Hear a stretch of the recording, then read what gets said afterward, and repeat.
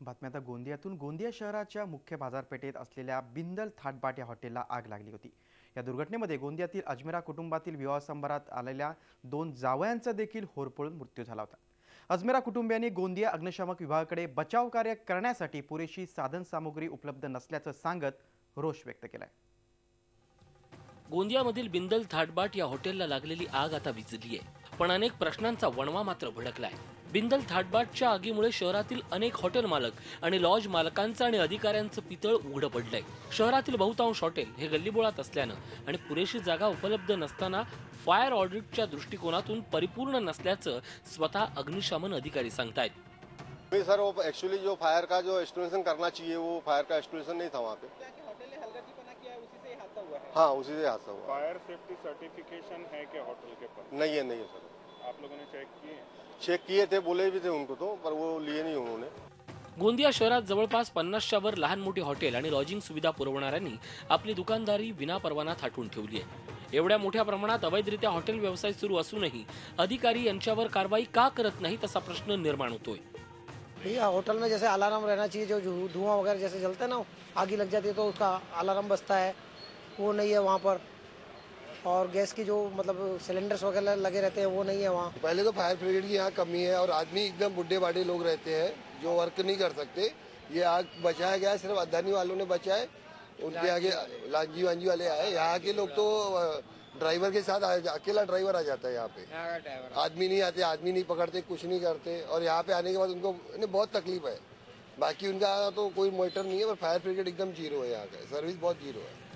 आग विझवण्यासाठी अजमेरा कुटुंबियानं गोंदिया शहर पोलिसांना आणि अग्निशामक विभागाला फोन करूनही पोलीस उशिरा आले आणि अग्निशमन दल अपुऱ्या साधन सामुग्रीनं आलं।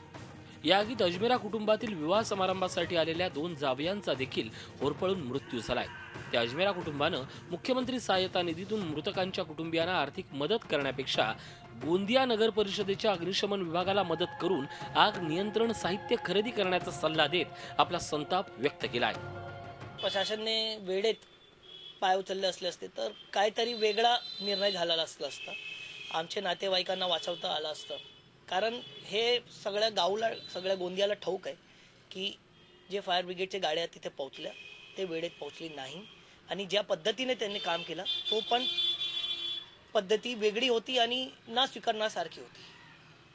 आगे कभी भी कोई होटल गोंदिया में बने तो सिक्योरिटी के इंतजाम 100% करेक्ट हो तो ही उस होटल को परमिट मिलना चाहिए। प्लस गोंदिया में जितने भी फायर ब्रिगेड्स हैं, फायर फाइटर्स हैं, वो बराबर नहीं है, वेल ट्रेंड नहीं। पहले उनको एक वेल ट्रेंड होना चाहिए और फायर इक्विपमेंट्स प्रॉपर नहीं है, वो 100% प्रॉपर होना चाहिए।